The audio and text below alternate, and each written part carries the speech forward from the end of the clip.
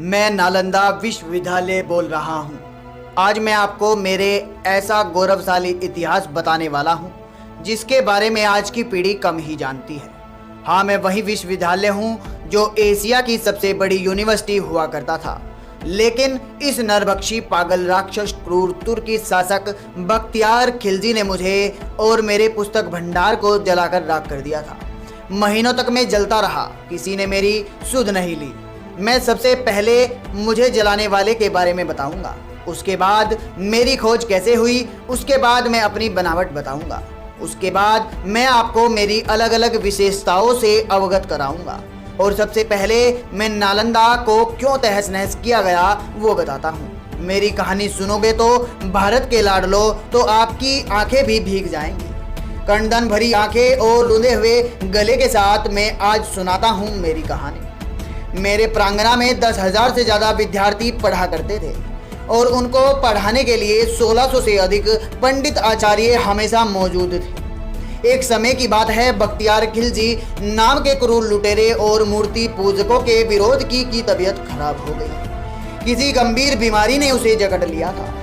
उसने अपने नीम हकीमों से बहुत इलाज करवा लिया था, लेकिन उसकी तबीयत ठीक नहीं हुई। उस समय एक यात्री मेरे प्रांगण में घूमते हुए सभी विषयों पर पढ़ने वाले आचार्यों से भेंट करते हुए मन बख्तियार खिलजी के राज्य में जा पहुंचा। वहां उसे पता चला कि वह अभी बीमार है तो मिल नहीं सकता।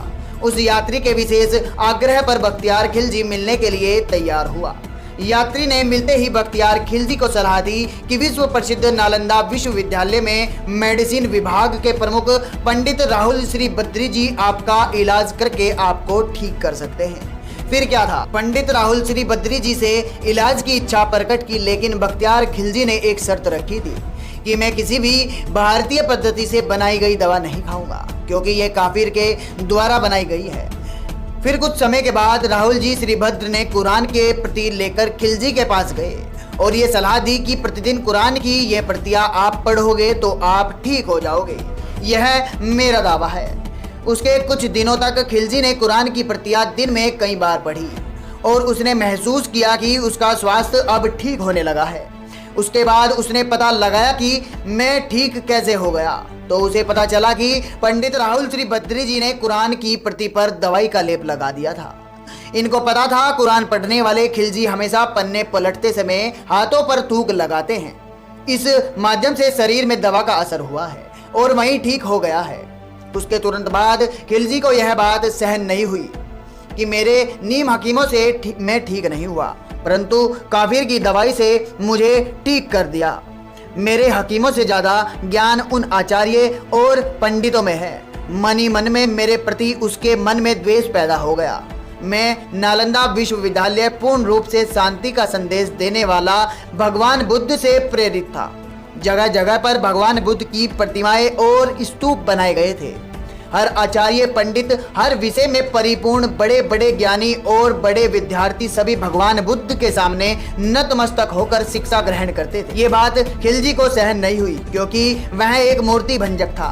मूर्ति पूजकों को मारना और अपना धर्म समझता था और एक मूर्ति पूजक द्वारा उसका इलाज करके ठीक करना उसे अपने धर्म की तौहीन नजर आई। फिर अचानक एक दिन मैंने असंख्य घोड़ों के पैरों की टाप सुनी। कंपन को अपनी ओर आते हुए महसूस किया, लेकिन मैं तो शांति और शिक्षा के लिए विश्व में विख्यात था। मुझे किस बात का डर था। खिलजी और उसके घुड़सवारों ने मेरे सभी दरवाजों को बाहर से बंद कर दिया और एक टोली अंदर घुस गई। उसके बाद मैंने जो क्रूर खेल देखा, मेरे प्रांगण जो शब्द में बयां नहीं कर सकता। कहना बड़ा आसान है, लेकिन जो मैंने अपने आचार्य पंडित और विश्व के अलग अलग कोने से आए विद्यार्थियों को टपकता खून देखा, मैंने अपनी नंगी आंखों से देखा, उसको बताना कठिन है। हजारों शिक्षकों को पल भर में मार दिया गया। शांति के संदेश को फैलाने वाले सहायक खाली हाथ वाले मौजूद सभी को खिलजी की मूर्ति पूजक विरोधी मानसिकता ने मार दिया। कुछ भागने में कामयाब हो गए तो कुछ महत्वपूर्ण पांडुलिपि को कपड़े में छिपाकर अपने साथ ले गए, तिब्बत की ओर भागे और उन्हें पांडुलिपि की सहायता से बौद्ध धर्म और शांति का प्रसार तिब्बत में हुआ। मैंने अपनी इन्हीं आंखों से मैं खूनी खेल देखा जो कदर्न दृश्य 10,000 विद्यार्थियों के साथ साथ सभी आचार्य, पंडित और शिक्षकों को मार दिया गया। उनका कसूर ये था कि वह मूर्ति पूजक थे, मूर्ति में अपनी आस्था रखते थे। उन सभी मूर्ति पूजकों को मूर्ति पूजा का दंड मिला। मेरे परिसर में मैंने ऐसा खूनी खेल देखने की कभी कल्पना भी नहीं की थी। मैं तो शांति का मंदिर था। जब सभी मूर्ति पूजकों को मार दिया गया तो खिलजी के आदेश दिया कि मेरे पूरे परिसर को आग लगा दी जाए, मुझे खंडित करके तहस नहस कर दिया जाए। मेरे बच्चों, अगर मुझे में प्राण होते तो मैं चल फिर सकता तो सभी रिसर्च पेपर को छुपा देता ताकि मेरे आने वाली पीढ़ी हजारों साल की मेहनत को पढ़कर फिर से ज्ञान प्राप्त कर सके, लेकिन मैं ये कर न सका। मुझे सबसे अधिक पीड़ा उस समय हुई जब मेरे परिसर में मौजूद पुस्तकालय में आग लगा दी गई। मेरे बच्चों, उस पुस्तकालय में भारत का भविष्य था। धू धू कर जलते हुए मेरे परिसर में मौजूद तीनों पुस्तकालयों की इमारत देखकर मैं खुद को रोक न सका और जोर जोर से चिल्लाकर रोने लगा, लेकिन मेरी कोई सुनने वाला न था। वहां पर सब मूर्ति पूजकों के विनाश करने वाले ही मौजूद थे। मुझे और मेरे परिसर में मूर्ति पूजकों के साथ मूर्ति को सहज कर रखने का दंड मिला। मैं पूरी तरह धू धू कर जलता रहा और मैंने अपनी आंखें बंद कर ली। पूरे 6 महीने तक मेरी विश्वविख्यात पुस्तकें आग में जलती रही और भारत का भविष्य जलते हुए मैंने उस किताब को महसूस किया। पूरी तरह से तहस नहस वीरान खड़ा में कई शताब्दियों की धूल मिट्टी में से आंखों से ओझल हो गया।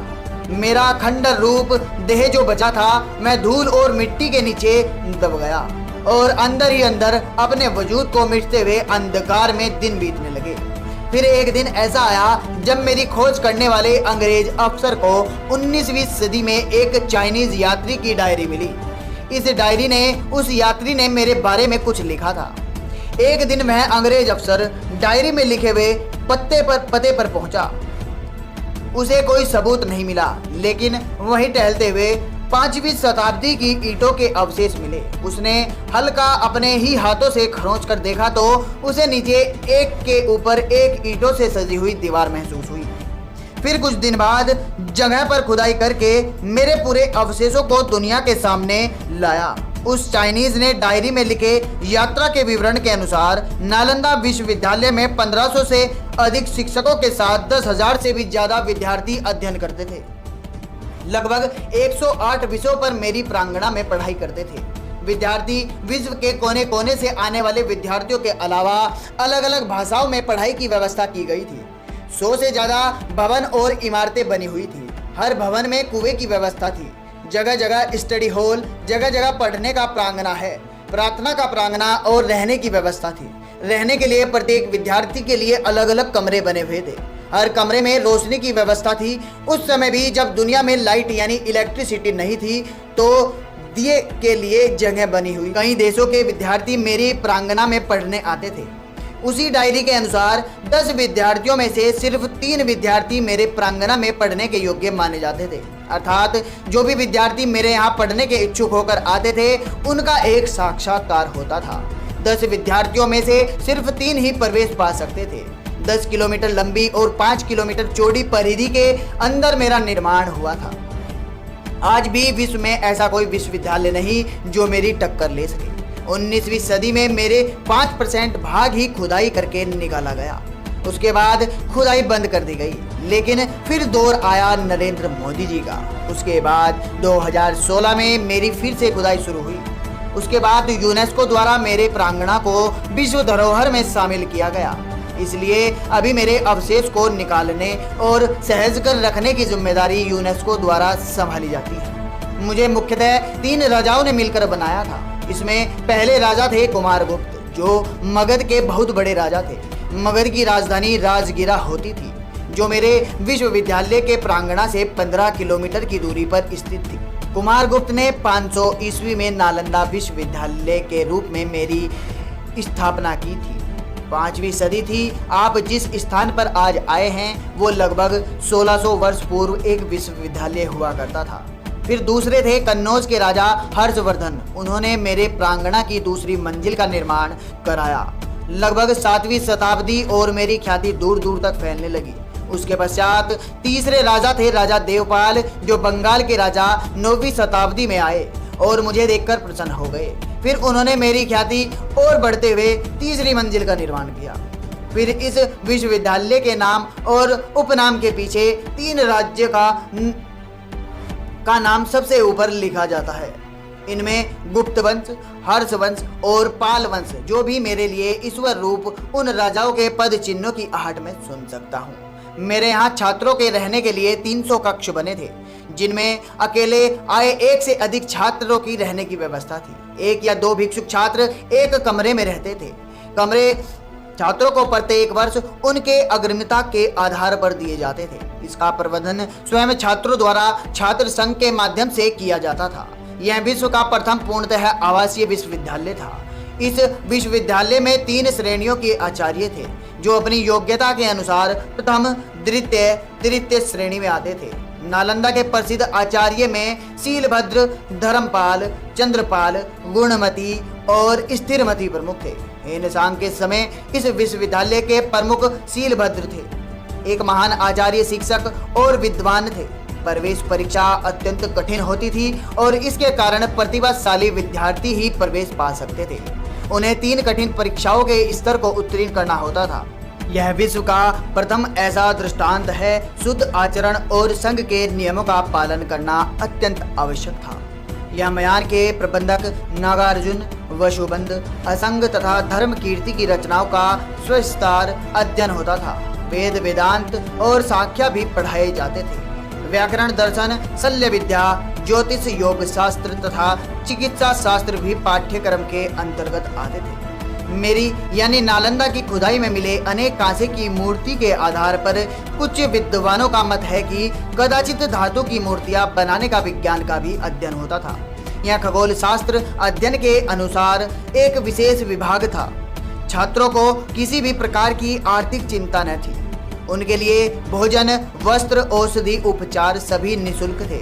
राज्य की ओर से विश्वविद्यालय को 200 गांव दान में मिले थे, जिनसे प्राप्त आय और अनाज से उनका खर्च चलता था। विश्वविद्यालय परिसर के विपरीत दिशा में एक छोटा सा पुरातत्व संग्रहालय बना है। इस संग्रहालय में खुदाई से प्राप्त अवशेषों को रखा गया है। उसमें भगवान बुद्ध के विभिन्न प्रकार की मूर्तियों का अच्छा संग्रह है। उनके साथ ही बुद्ध की टेराकोटा मूर्ति और प्रथम शताब्दी के 2 मर्तबान भी इस संग्रहालय में रखे हुए हैं। इसके अलावा इस संग्रहालय में तांबे की प्लेट, पत्थर पर खुदे अभिलेख, सिक्के, बर्तन तथा 12वीं सदी के चावल के जले हुए दाने रखे हुए हैं। बड़गांव नालंदा का निकटतम गांव है। यह एक सरोवर प्राचीन सूर्य मंदिर है। यह स्थान छठ के लिए विशेष प्रसिद्ध है। नालंदा से थोड़ी दूर पर सिलाव स्थित है, जो स्वादिष्ट मिठाई ख्वाजा के लिए प्रसिद्ध है। इनके पास ही है राजगीर। मेरा प्रांगण में मौजूद पुस्तकालय पूरे 9 मंजिल बड़ा था, जिसको कुछ इस्लामिक आक्रमणकारियों ने जला दिया और मेरे पुस्तकालय में 3 इमारत हुआ करती थी। उनके नाम थे रत्नावली, रत्नसागर और रत्नी रजक। 12 शताब्दी खिजली के क्रूर और मूर्ति भंजक विरोधी मानसिकता ने मुझे तहस नहस कर दिया। मेरे विश्व प्रसिद्ध पुस्तकालय में आग लगा दी और मुझे 6 महीने तक धू धू कर जला दिया। मेरे देशवासियों, आपने उस लाइब्रेरी में क्या खोया वह आप अभी नहीं जान सकते। हजारों वर्षों से शोध, लाखों पांडुलिपि, हजारों करोड़ों शोध के पेपर धू धू कर जल गए। 6 महीने इसलिए लगे क्योंकि उस समय पेपर नहीं हुआ करते थे। अधिकांश पांडुलिपि और रिसर्च के डॉक्यूमेंट ताम्रपत्र पर लिखे जाते थे। पूरा पुस्तकालय के प्रांगण का नाम धर्मगंज हुआ करता था। मेरे पास आने के लिए आपको हवाई मार्ग और सड़क मार्ग अथवा रेल मार्ग से यात्रा करनी पड़ेगी। हवाई मार्ग के लिए निकटतम एयरपोर्ट यहाँ से 89 किलोमीटर दूर। निकटतम हवाई अड्डा पटना का जयप्रकाश नारायण हवाई अड्डा है। रेल मार्ग नालंदा में भी रेलवे स्टेशन है, किंतु यहाँ का प्रमुख रेलवे स्टेशन राजगीर है। राजगीर जाने वाली सभी ट्रेन नालंदा होकर जाती हैं। सड़क मार्ग नालंदा सड़क मार्ग द्वारा कई निकटवर्ती शहरों से जुड़ा है। अगर आप राजगीर से आते हैं तो आपको 89 किलोमीटर दूर पड़ता है। वहीं आप गया से आते हो तो आपको भी 89 किलोमीटर दूर पड़ता हूँ, लेकिन बोध गया से आते हो तो मैं 110 किलोमीटर की दूरी पर हूँ। मैं नालंदा विश्वविद्यालय आपको आमंत्रित करता हूँ। तो महाअनुभव, मेरे बारे में आपके दिमाग में कुछ तो प्रतिक्रिया जरूर आई होगी। वह मुझे कमेंट बॉक्स में लिखकर जरूर बताएं, ताकि मुझे पता चल सके कि आप मेरे बारे में क्या सोचते हैं। मिलता हूँ अन्य पटकथा के साथ। नमस्कार, जय हिंद, जय भारत।